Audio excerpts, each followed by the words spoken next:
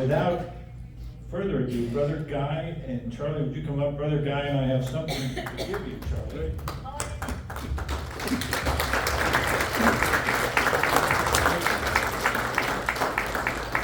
Brother Guy, if you can hold that. It's going to take two of us to carry this thing. Right, so this is. Yes. Yeah, right.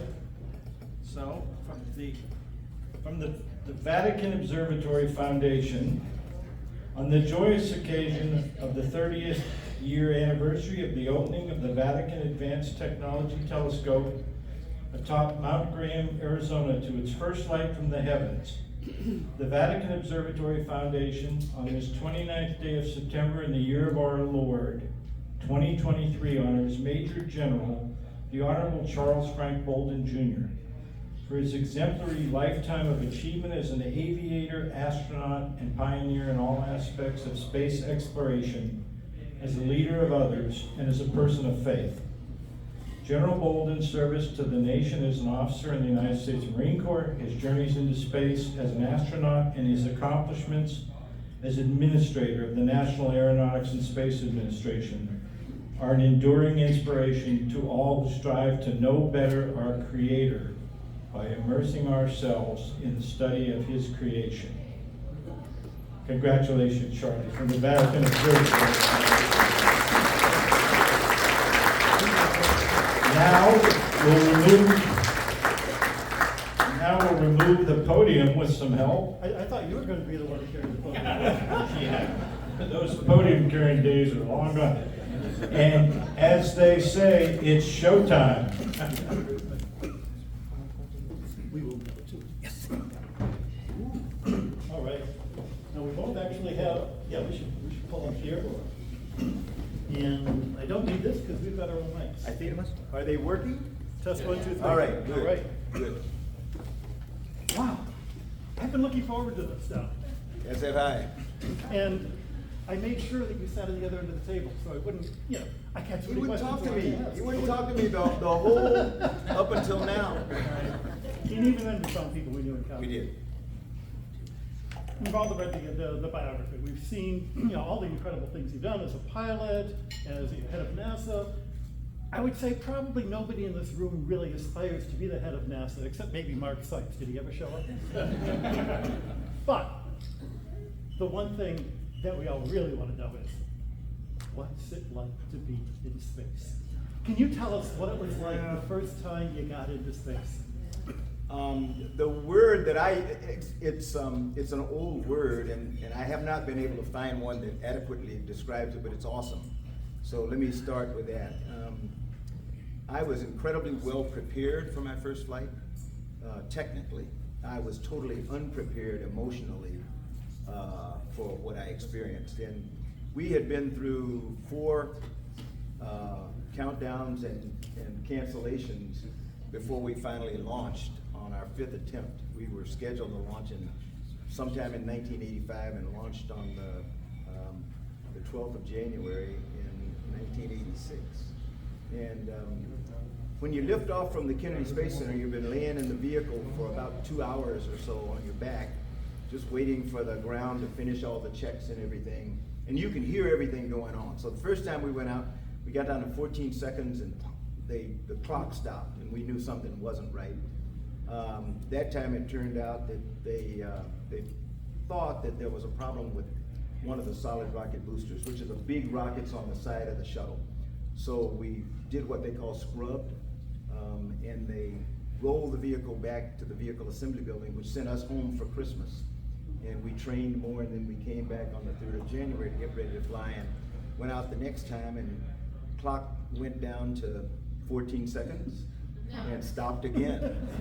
This time it was a problem with one of the main engines. And we went out the 3rd time, and the clock stopped at 31 seconds.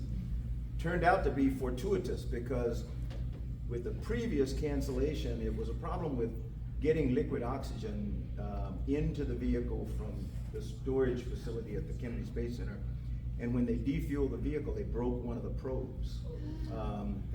And the probe lodged itself in a valve that was supposed to close before you launch, if we had launched that day, we would not have made it to space because we would have drained a lot of the liquid oxygen out and we would not have had enough propellant to go. So God watches over babies and fools. I've always believed it. The fourth time we went out, everything was perfect except the weather.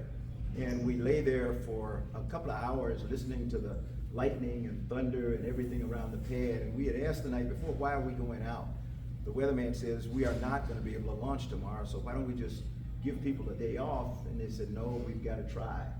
And we went, okay, we'll do that. And so we went out and suited up and got in the vehicle and lay there until finally we started talking about all this lightning we were hearing, and the folk in Houston said, okay, let's get them out. So we came out and went back out the next day for launch attempt number 5. And we were so certain we were not going to launch that several of my crew members had unstrapped, which is a no-no. And as we came out of this, they have these different holes in the countdown so that the ground can make sure everything's okay. We came out of the final hold at T-minus 9 minutes. And they said, okay, we're getting ready to come out of the hole. And we went, oh, geez. So we had people scrambling to get strapped back in and everything. And the countdown went without a hitch, and we launched. And that was the beginning of a journey that I shall never forget, because the vehicle's just, you know, you're laying there on your back, and all of a sudden you can hear the 3 main engines, and you can feel them because they kind of go,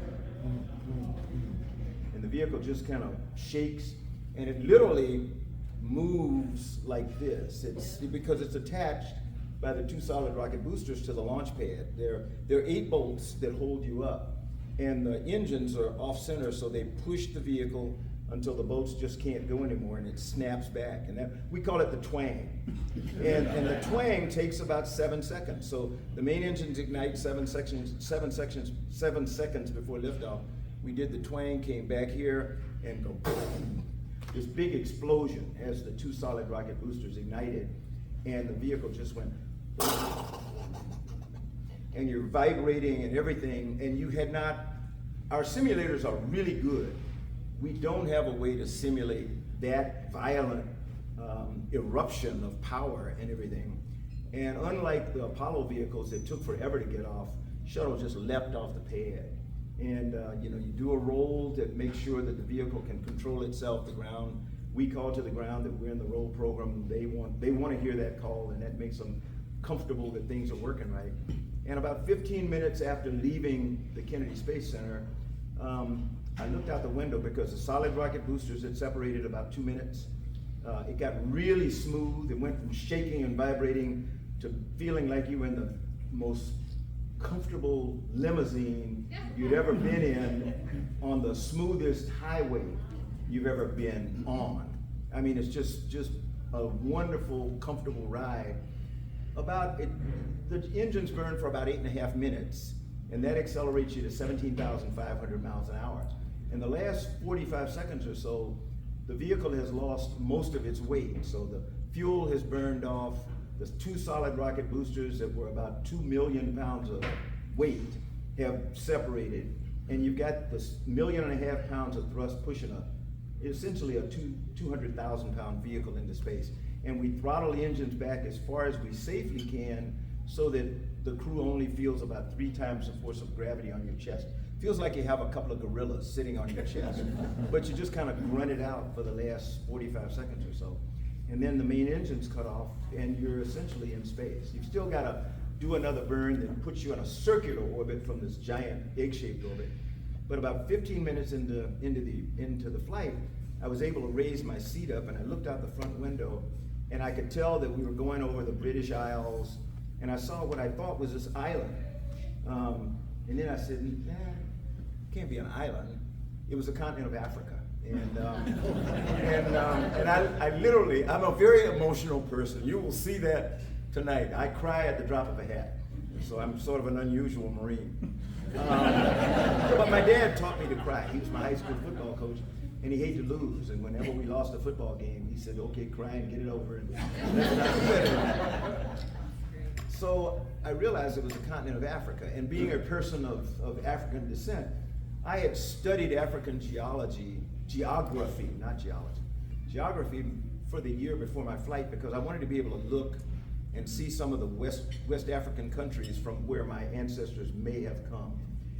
I looked out the window and I have no idea why a person who's 39 years old, has seen a lot of stuff, why I expected that I was gonna look down here and see lines on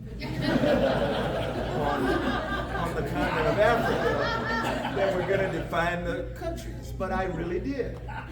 And when I looked out the window, the beauty and the magnificence of the planet was just breathtaking. And there were no lines or anything. And I literally cried, but immediately I said, all this stuff I've been taught all my life about differences in people and about differences in countries, we created between this year and that year. And I realized that, no, that's not the way God intended it to be. This is the way that God created this planet and other places. And so 15 minutes into my first flight, I decided that my plight in life was to try to come back and help educate people that we're all the same, and that we can do better than we're doing to make the planet that way. So long answer to your short question. Great, long answer. You mentioned your dad. Yes.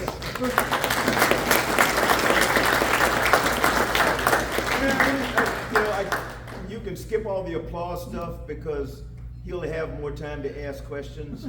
And also, I'm a person who suffers from the imposter syndrome. Mm-hmm. For those of you who may not know what the imposter syndrome is, I go through life wondering, why me? Mm-hmm. What the heck am I doing here? Because I don't deserve to be here, and I appreciate it, and it will never change. So I understand that, but you don't. There's a Jesuit version of the imposter syndrome, Yeah. which is, boy, am I faking it, and when they find out, they're going to be so Well, you're embarrassed. always worried about getting caught. Instead of me getting caught, I'm fooling them. They're the ones that are going to get caught.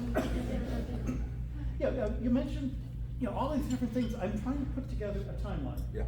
So let's go back to when you were in grade school, when you were in high school. What years are we talking about? We're talking about the 50s through, I graduated from high school in 1964. Okay. In Columbia, South Carolina. So I lived through the Jim Crow South.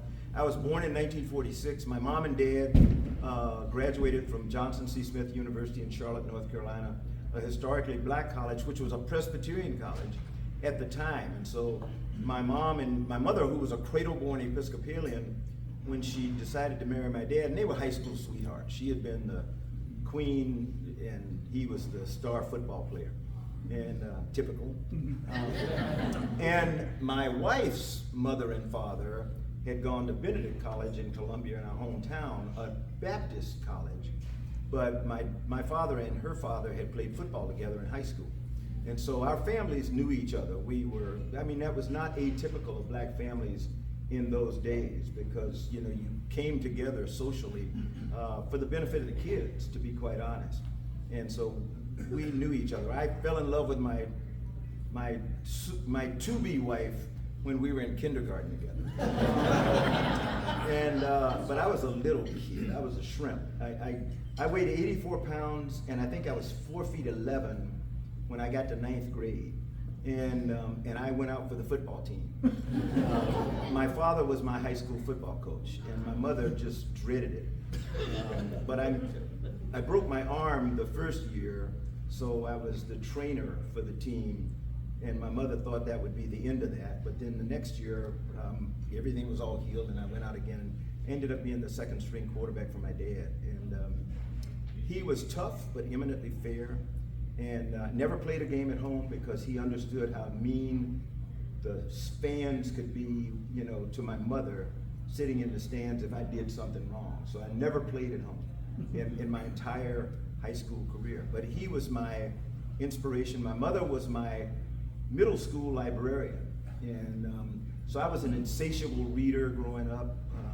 They demanded of my brother and me only a few things. One was that we believe we can do anything we wanted to do if we were willing to study and work hard, and that we understand that where we lived and how we lived was not really the way that things should be, and that we needed to work to make it better as we grew up. So my mom and dad were my first and still role models, although they're looking down on us. So when you were in high school, were you thinking you were gonna be an astronaut? No. When I was in high school, the only thing I was thinking about, other than my wife Jackie, my to-be wife, and she didn't have the time of day for me because I was this little short, shrimpy person, and she was gorgeous. But I had seen a program on television called Men of Annapolis when I was 12 years old. That was about life at the Naval Academy. When I was growing up, television was full of military programs and stuff. It was big back then. People appreciated the military. And I fell in love with the Naval Academy from a television program when I was 12. And I decided that's where I want to go to school. And so when I got to high school, I knew how you get to the Naval Academy. You had to get a congressional appointment, or every single, and you all need to keep this in mind for those of you who are parents or grandparents, every single kid in the US is eligible for a vice presidential appointment. Vice president has the power when it comes to going to service academies. Everybody else can only appoint from their congressional district or their state. The president can only appoint people who are sons and daughters of Medal of Honor winners or active duty military. The vice president can appoint anybody who is an American citizen. And so I knew that, and the vice president at the time was Lyndon Johnson. And so I wrote to Lyndon Johnson from my 9th grade on saying, I really want to go to the Naval Academy. And I'd get a letter back, you know, my South Carolina delegation, Strom Thurmond being the senior senator, made it very clear that there was no way they were going to appoint a black to the Naval Academy, to any academy. So I said, okay, I got it. And so I was counting on Lyndon Johnson. And then my senior year in high school, November 22nd, we were on our way to Charleston, South Carolina, to play for the state championship, and we got word that President Kennedy had been assassinated. And so my world came to a crushing end almost, because I knew that the vice president was going to become president, and he was not going to be able to help me. And my mom knew that, and she said, are you going to give up? This was my mom. I said, what do you mean? I don't know what to do. She said, figure it out. So I dragged out a typewriter and I typed out a letter to the President of the United States, and I said, this is me again. Same guy from 3 years ago, and I really want to go to the Naval Academy. And I know I'm not eligible for a presidential appointment, but I really want to go to the Naval Academy. Never heard from President Johnson, but a couple of weeks later, a Navy recruiter showed up at my front door and asked for me and said, I understand, you want to go to the Naval Academy. Several months later, President Johnson sent a retired federal judge, Judge Bennett, from Washington, D.C., around the country looking for qualified young men of color. Women weren't allowed in the academies at the time. And I ended up getting an appointment from Congressman William Dawson in Chicago, Illinois. So that's how I got to the Naval Academy. Had an address in Chicago and everything else, good way to start your career on integrity. But at the time, I didn't think about that. You got to vote twice. I got to go. You got to vote twice. Yeah. In Chicago. I did. So that's how I got to the Naval Academy, and it was my mom's inspiration and encouragement. I do have to break away just to tell from my own story. Yeah. My dad desperately wanted to go to the Naval Academy because he wanted to fly Zeppelins. This is how long ago that was. And worked desperately to get the correct guy elected from Boston. Being Italian, we were not Democrats, we were Republicans. Republicans. My mom and dad were Republicans growing up. Not a whole lot of Republicans were elected from Boston in 1936. So he never made it to the Naval Academy. He would have been class of 40, probably would not have lived to see 43. So God works in odd ways. But you made it. I did. So, when you got to the Naval Academy, there are probably not a whole lot of other black guys there. There were 7 of us in my class of about 1,400, and we had 3 first-classmen, seniors, Paul Reason, Stan Carter, and Floyd Grayson. Paul Reason ultimately became the Vice Chief of Naval Operations, was a submariner. Stan Carter, and Paul's the only one still living, but Stan Carter was a Navy sailor, and Floyd did his 5 years and became a very successful realtor and developer in Columbia, Maryland. And then the junior class had none, the class of 66. Class of 67 had 2. One guy by the name of Cal Huey, who was a phenomenal wide receiver for Navy's football team. He had played with Roger Staubach, and and was one of Starbuck's big targets.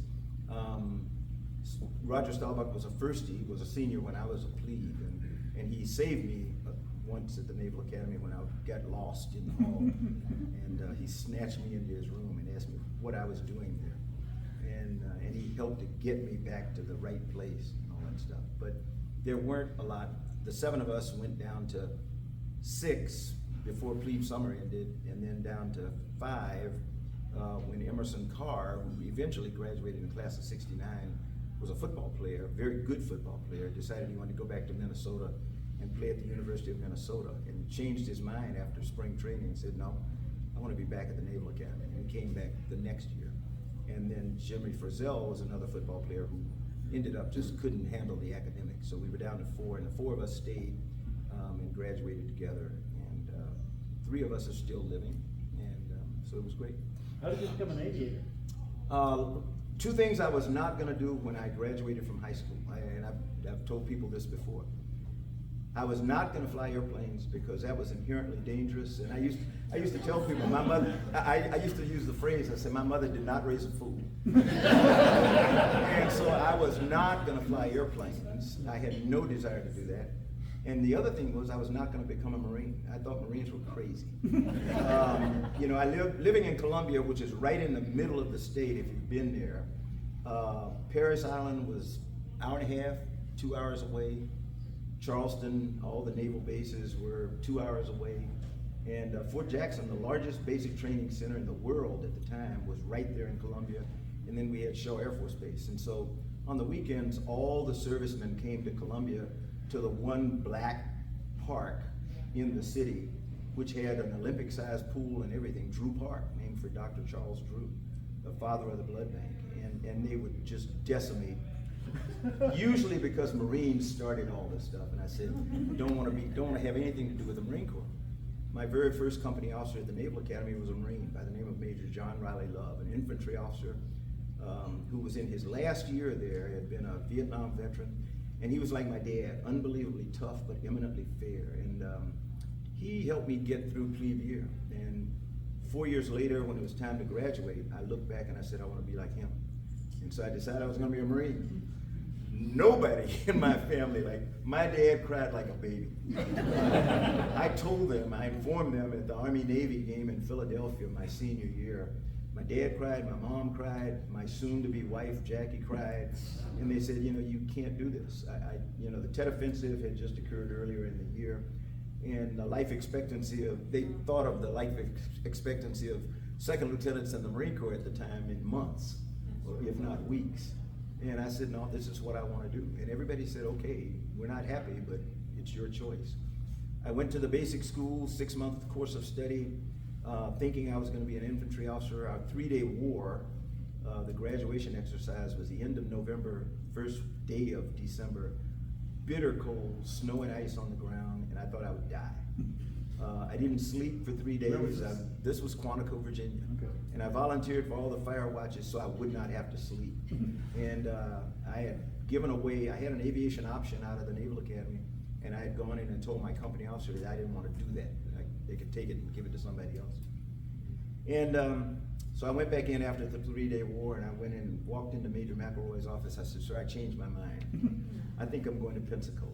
And so I headed off to Pensacola with my wife, Jackie, and first time I got in an airplane, I fell in love with it, contrary to what I thought. Still no desire to be an astronaut, no thoughts of the space program. We had followed the space program with great interest. I was in Meridian, Mississippi in training when we walked on the moon the first time, and I was mesmerized by it, but no interest whatsoever in getting into the space program. But I did decide I wanted to be a test pilot. So I went from not wanting to fly to wanting to be a test pilot because person influenced me. One of my primary flight instructors in Kingsville, Texas, where I got my wings, was a guy by the name of Pete Field, a major in the Marine Corps who was a test pilot.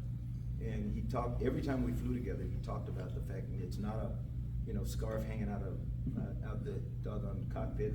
It's really tough, it's very demanding, and it's very precise. For me, that was exactly what I wanted to do. And so I started applying to test pilot school when I graduated. And it took me about 3 years to finally get accepted. I gone to Vietnam, come back, was a recruiter in Los Angeles, went to grad school at University of Southern California, and got a master's degree. And I applied. I said, okay, I'm going to apply one more time, and if I don't get it, God's telling me forget it. And I got selected to go to test pilot school. So we went back. And at the same time that I was doing that, NASA selected the first group of Space Shuttle astronauts. And I watched it with interest, but not interest because I wanted to do that. I was just interested. And 3 people selected in that class were black. Ron McNair, Guy Bluford, and Fred Gregory. This is 6 about- women. This is about 1970. That was 78. That was the first class of astronauts selected specifically to fly this vehicle that we didn't even have yet. They were selected to fly the shuttle. The 35 new guys, there were 35 of them, 6 women, 3 blacks. And, you know, I said, yeah, that's nice that that's happening. And I went off and did my test pilot stuff. But then, in June of my first year there in Pax River, 4 airplanes came in from Houston, sleek-looking white supersonic NASA T-38s with 8 of the members of the first class of Space Shuttle astronauts. And I saw this black guy get out of the back seat of one of them. And I recognized him as Ron McNair, Dr. Ron. I call him the late, great Dr. Ron McNair because we lost him on Challenger. Ron had grown up about 42 miles from me in South Carolina, a place called Lake City, about as big as this room when he was growing up. His mom had been a teacher like my parents, but Ron had always wanted to be an astronaut. And he went to MIT on encouragement from a professor there. After graduating with honors from A&T, historically black college in Greensboro, North Carolina, in physics, went to MIT and earned a PhD in laser physics, and went to work for Hughes Aircraft, and then applied for the space program to fulfill his life's dream. And he was selected in that first group. And so I saw Ron get out of the back of this airplane. I rushed over to him and introduced myself, and we spent the weekend talking. When I took him back to go back to Houston, he said, hey, are you gonna apply for the space program? I said, not on your life. He was incredulous. It was incredible. So he said, why not? I said, Ron, they never picked me. And he paused a moment and he looked me right down. He said, you know, that is the dumbest thing I ever heard. He said, how do you know if you don't ask? And what happened was he embarrassed me more than anything else because my mom and dad had raised me to believe, my brother and me, to believe in ourselves and to believe we could overcome any obstacles if we were willing to work for it. And I'd forgotten that. And so Ron got in his airplane, they went back to Houston, and I went home and I told my wife, Jackie, I said, you know, I don't stand excuse my language, I don't stand a snowball's chance in hell of being selected, but I owe it to myself to apply because I don't want to look back years from now and say what would have happened had I applied. And so I put my application in. Much to my surprise, I was invited to come to Houston to interview and spent a week in Houston going through physical and psychological and all kinds of tests. But the good thing was we had free run of the Johnson Space Center and the astronaut office, and got a chance to play on the astronaut office softball team and go to play racquetball, did all the things that astronauts did. And I said, boy, this would be phenomenal. Went back home. We were in Patuxent River, Maryland, and I told my wife, Jackie, I said, you know, you would love it if we were able to go there, but we don't stand a snowball's chance in hell. I mean, everybody I met had degrees up and down their arm, and I just said, let's go ahead and plan the rest of our lives. And that was February, and then May, the week of my wife's birthday, I was on my way out to fly a test flight, and the phone rang in the ready room, and the duty officer said, hey, it's a call for you from Houston. And I said, I started to say, tell him I'll call back. Because I did not in my wildest dreams did I think, you know, I'd be getting a call and say, okay, you've been selected. Something said, no, take the call. So I went back and I answered the phone. It was a man by the name of George Abbey, who, Mr. Abbey was the space program, the human space flight program. He was the director of flight crew operations. He made all the decisions. And we had been told when we left Houston, if you're selected, George will call. If you're not selected, it will be somebody else. Now, just because George calls doesn't mean you're selected. You know, they kind of split up everything because they're interviewing, I don't know, hundreds of people, and they're gonna pick, in my class, they picked 19. And so it was George, and he said, hey, and he had this slow, almost like Fred, you you still want to be an astronaut? And I said, yes, Mr. Abbey, I do. He said, well, you've been selected in the second class. I said, whoa. When do I need to be there? Next week, tomorrow? He said, just calm down. He said, we got to notify everybody in the press and we'll let you know. So he said, go about your business. Don't tell anybody except your wife. I'm on my way out to fly a test hop in an A7, which is a single engine airplane. My job that day was to jam the throttle back and forth to try to get the engine to fail. And if the engine failed and I wasn't able to restart it, it meant I was going to have to jump out of this airplane, which had already been done earlier that year. And as I'm flying this test flight and I'm doing this, I said, you know, this is stupid. I have just been called and told that I'm in the second group of Space Shuttle astronauts, and I'm out here trying to get this doggone airplane to fail, so I have to eject and maybe die. Why am I doing this? But I flew the flight and went back and landed and went home and told Jackie. And you know, we did get information that we should be there in July. That started my time. We took our two kids. My son was, I want to say 4th grade or 3rd grade. And my daughter was just almost a baby. She was pre-K. And so we moved to Houston and stayed there for 14 years. Our kids grew up there. And we left after 14 years and 4 space shuttle missions the week after our daughter graduated from high school. And so we left. I went back to the Naval Academy because I'd been asked to come back to be the Deputy Commandant of Midshipmen. So that was my foray into NASA, and I thought that would be it, you know, wouldn't see it again. We could be up here for hours, because these are great stories. But we're coming close to the end, and there's 2 things I want to hear from you. Yeah. The first was your experience at NASA, and the second, just to let you know where I'm aiming at, is what it was like, you know, because you're rather publicly a person of faith, Yes. and what it was like both in the jobs as an astronaut and then running NASA, and how that influenced who you were, how you were accepted. I am a person of faith, and I make no qualms about it. But I'm not a proselytizer. So I don't go out and say, "Hey, I'm a person of faith.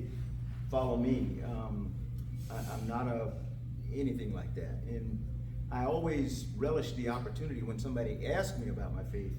I'm quick to respond. And you know, when I was the commanding general of the 3rd Marine Aircraft Wing, after leaving the space program and before becoming the NASA administrator, we knew we were going to war in Iraq. You know, the decision had not been made, but the decision had been made. And we could tell that, so we were making sure that our Marines were trained. And along with my staff, we decided that, you know, the one thing we were worried about was Marines being able to do their job. And we knew that if they were worried about their families back home, they would not be as effective as we wanted them to be. And we'd already we learned a lesson in Vietnam about family support. So we had a family support program, and we emphasized that in the 3rd Marine Aircraft Wing. And but I had some of my young officers draw up what we call the campaign plan. And it was called Putting Marines First. And we had 3 tenets in the campaign plan. One was physical wellness for Marines, no sweat.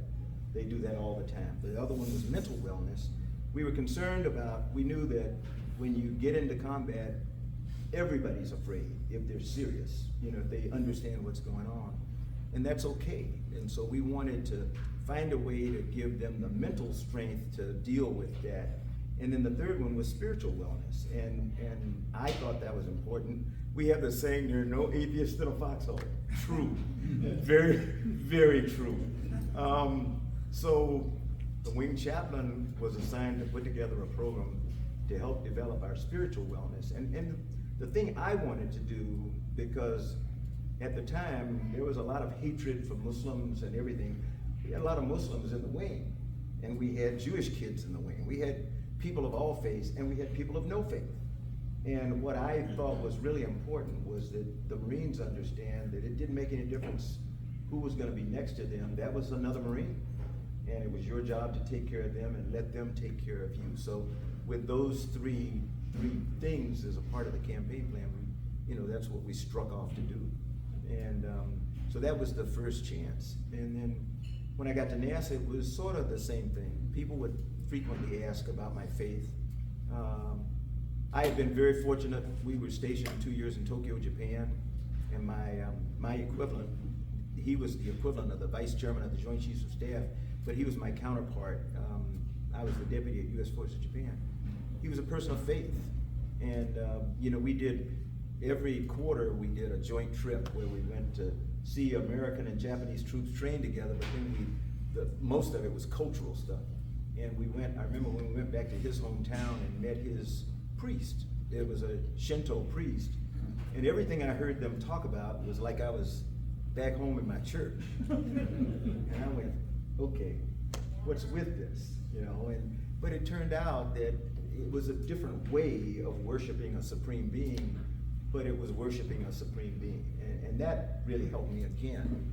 And so I've always been very quick to respond if somebody gives me the opportunity and asks me about my faith. And as a person of science and engineering, I'm not a scientist, I'm not an engineer, but I'm connected to that kind of stuff. And people always ask, how can you profess to be a person of faith and do this stuff that you're talking about, exploring the universe?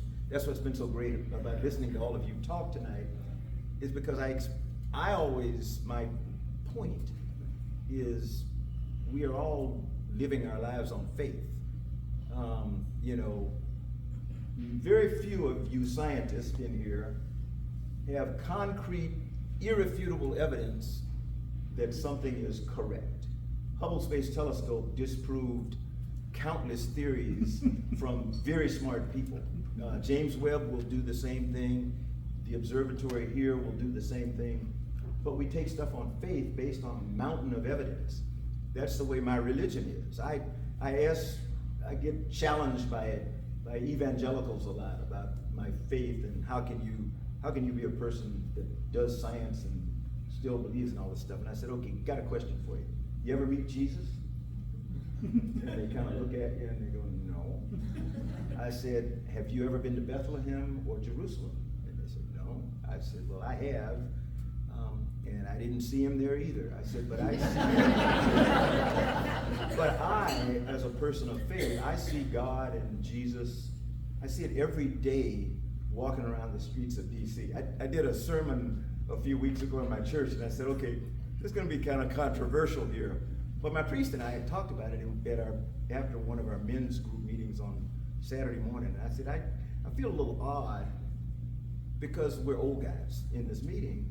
And we were talking about faith and other kinds of things, and it occurred to me that I grew up in the South, and you always heard that hell was this hot, fiery place where bad people went, and heaven was this white, fluffy place where all the good people went, and you lived forever. And that just never made sense to me, and it still doesn't make sense to me. When I walk around every day and I see people who exemplify Jesus' teachings, who may not have any money, and yet they find a way to help other people. Or I see people who have everything in the world and won't help anybody. So we see heaven and hell every day just walking around the street, but every day if we open our hearts and our minds, we see God's work in the people that are here. So I actually believe that we are blessed to be living in heaven here on earth if we only take advantage of it. Because I don't know that if you're waiting to go to this place up in the sky, I've been in the sky. and that's a favorite question of people about astronauts. What was it like going to heaven? I said, well, can't tell you, because there is no place like you have in mind, that's up above the clouds and stuff like that. I live in heaven every day because of the people with whom I associate and stuff like that. So that's my controversial thing for the night. Thank you very much. Thank you so much.